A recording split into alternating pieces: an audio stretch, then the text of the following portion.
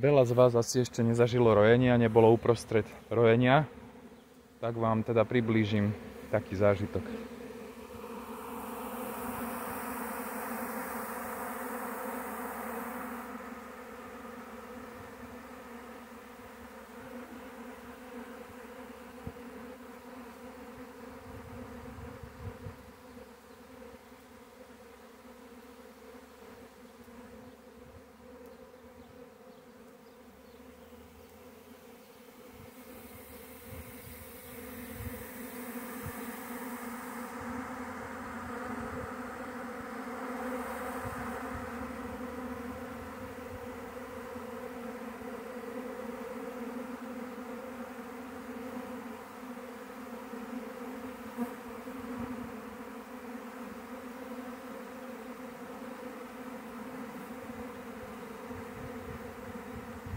Tak včielky si sadajú na miesto, kde sa nám pred pár dňami usadil predchádzajúci roj, pretože tam ešte cítia stále feromóny po predchádzajúcej matke.